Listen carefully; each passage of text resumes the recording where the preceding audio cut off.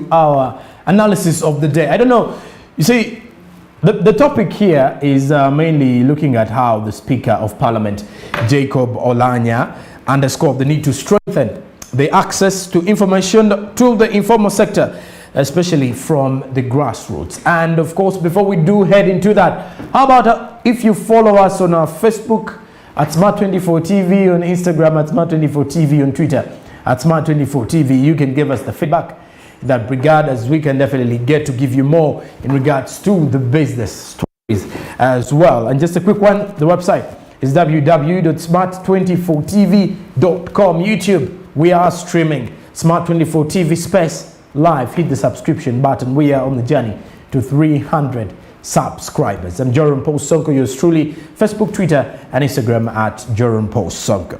Now, the Speaker of Parliament, Jacob Oulanyah, has underscored the need to strengthen access to information to the informal sector, especially from the grassroots.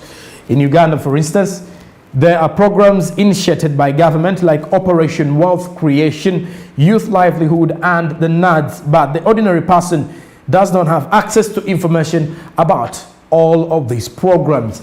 Oulanyah made the remarks during a dialogue to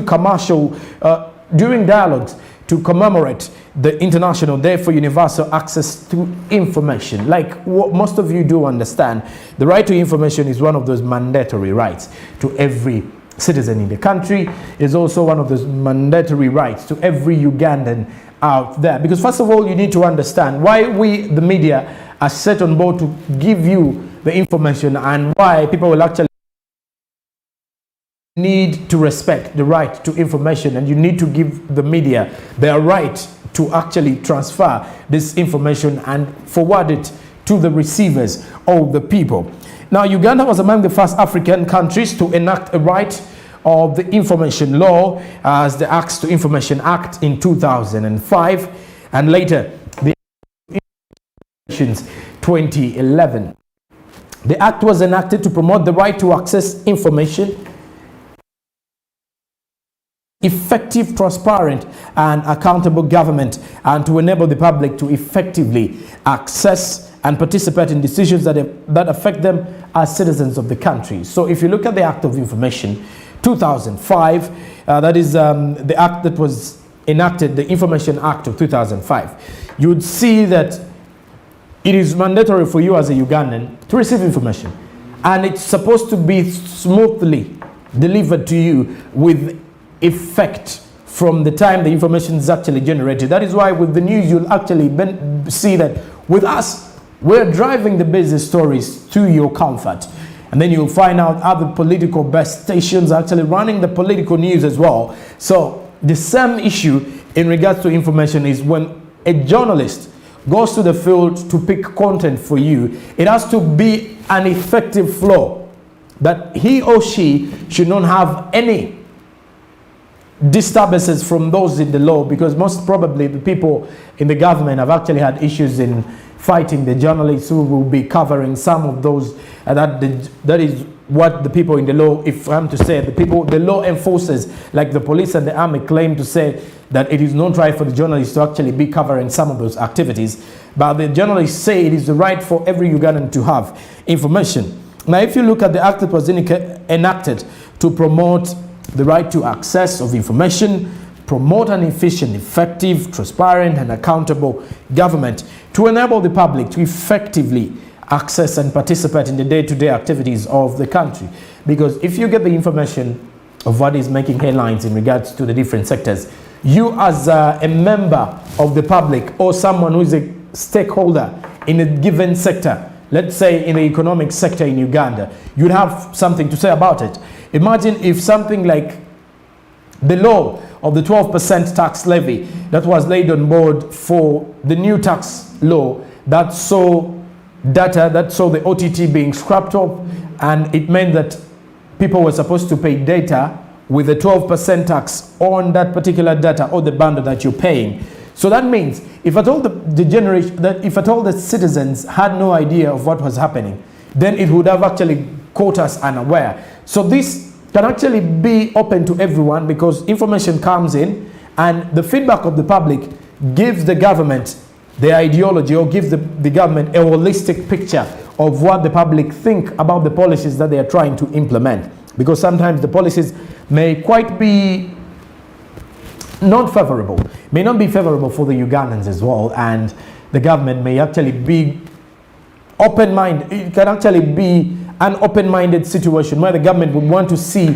what does the public have to say in regards to that.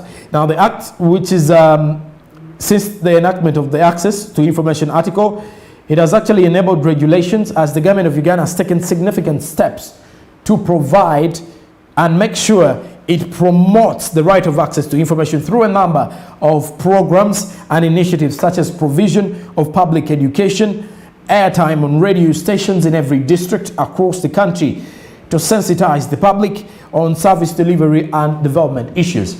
Katukimenyemenye bw'otunuulira ku nsonga y'okumanya oba information mu lulimi olufuutifuuti nti gwe omunnayuganda ali eyo andaba essaawa zino ojja kukkiriziganya nange nti kikwatako kikukakatako okubanga omanya ebigenda mu maaso mu ggwanga lyo, kuba buli bw'omanya ebigenda mu maaso mu ggwanga lyo kitegeeza nti ogoberera buli gavumenti kyeba esazeewo. Kiyinza obba kigenda kukosanga gwe nga totegedde, naye weweekanga nga ogenze ogoberera buli activity egenda mu maaso, it is going to help you. You will benefit as a Ugandan, trust me.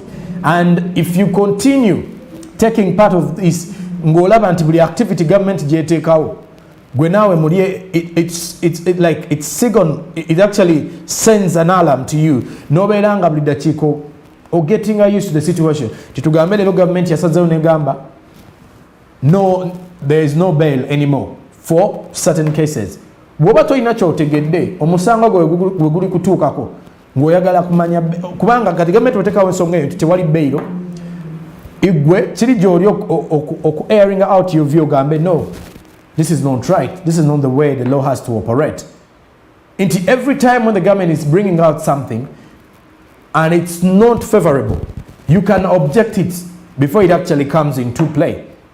Because once it is actually enacted into law, it becomes quite difficult for any one of us to actually prevent it anyway. So the right to information gives you the verdict to follow up on the stories, to follow up on the policies, to follow up on everything Ugandan, because it is your right as a citizen anyway. And you're definitely supposed to follow up and see that nothing can affect your day-to-day running of the business. And you would definitely see why most of the business owners go on strike in most cases, because they think some of the policies that the government lays on board are not good. But how does this happen? Because there is that information that is relayed all the time. There is that act, that free right to information. Once you receive the information and understand that if this law is put into action, it is going to affect me in one way or the other. It is going to affect my business. It's going to affect my livelihood. It is going to affect my sales turnover. And it's going to, a lot of things do happen. And if you to look at the situation, the establishment of the Government Citizens Interaction Center to enhance the monitoring of service delivery and provide a channel for feedback and suggestions from the citizens, as I was actually mentioning here, is information. If you get the right to information, that means you're going to set out feedback to the government, and it is something that is going to be of help to the government to understand that, okay, if we the policymakers are laying these strategies, people are not going to be happy with them. If we lay, let me say, if the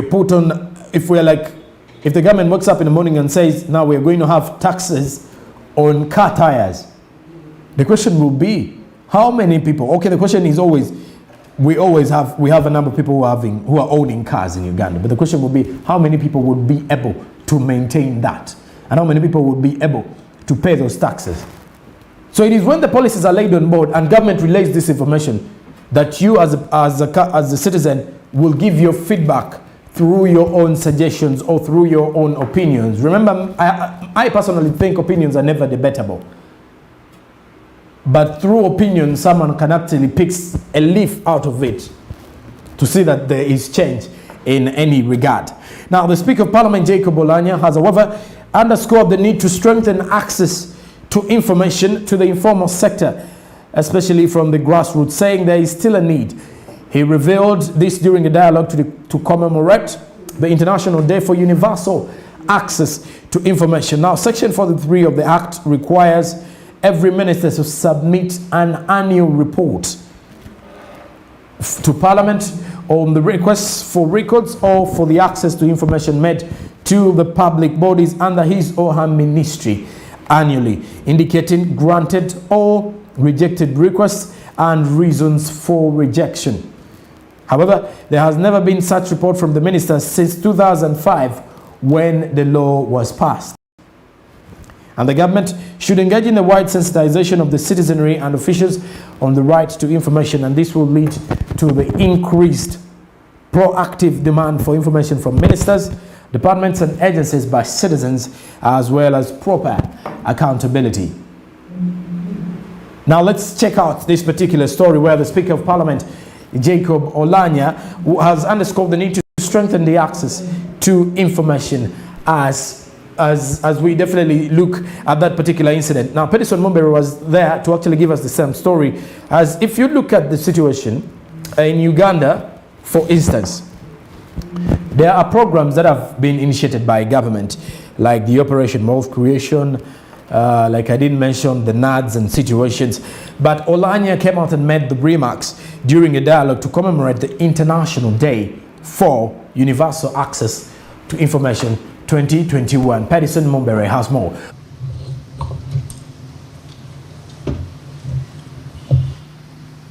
Uganda was among the first African countries to enact a right to information law, the Access to Information Act 2005, and later the Access to Information Regulation in 2011. The Act was enacted to promote the right to access to information, promote an effective, efficient, transparent and accountable government, and to enable the public to effectively access and participate in decisions that affect them as citizens of the country. Since the enactment of the Access to Information Article and its enabling regulations, the government of Uganda has taken significant steps to promote the right to access to information through a number of programs and initiatives, such as provision of public education airtime on radio stations in every district across the country to sensitize the public on service delivery and development issues. There was also the establishment of the government citizen interaction centers to enhance the monitoring of service delivery and provide a channel for feedback and suggestions from citizens. The Speaker of Parliament, Jacob Oulanyah, has, however, underscored the need to strengthen access. The overall purpose of this access is how does it transform the lives of the citizens in the country. Because we can end up being in boardroom discussion, elitist discussions about what we do, about access, Twitter, Facebook, and so on and so forth, without being context specific about the various issues that emerge from where we come from. Where I come from, I don't want to throw figures and numbers and statistics, but the greater majority of people do not have access even to a telephone. And then here we are talking about Twitter, Facebook, and how Twitter and Facebook will give access to information to my rural mother, who does not have a phone. Even if she did, she would not know how to use it, let alone smartphone. Are we being relevant to the bigger population? Are we?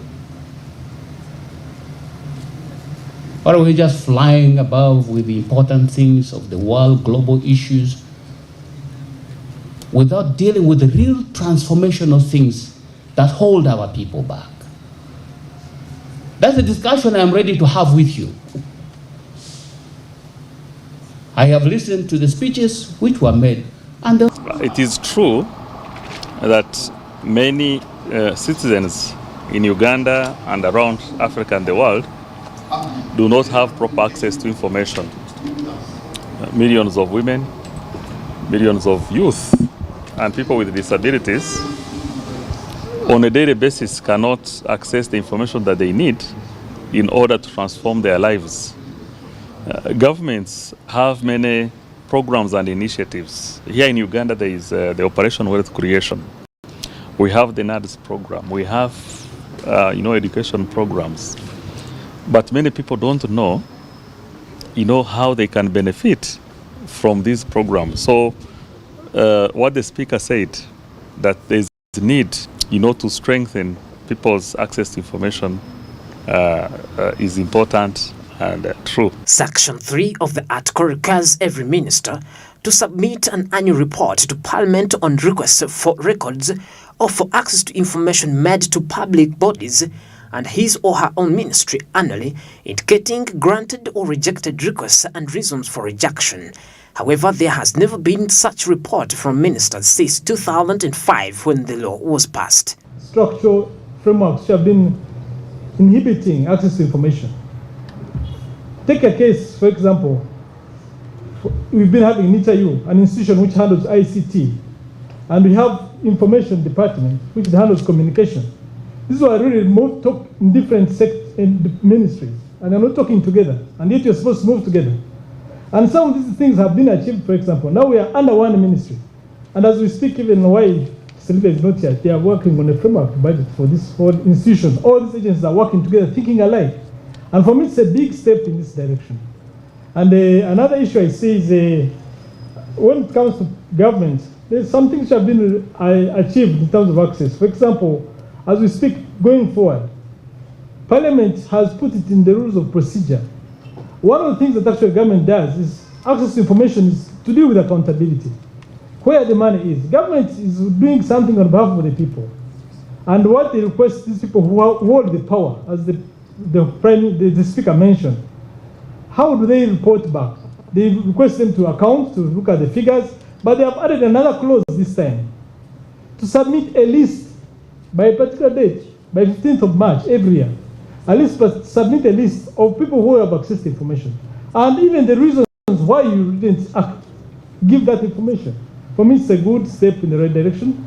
And one thing also I'd like to mention is that many things are being done in terms of access to information, especially when you look at it in a holistic way. Because when you talk about information as a public good is something where you deliberately invest in a public good, in a road infrastructure. Experts say that the government should engage in wide sensitization of the citizenry and officials from the right to information.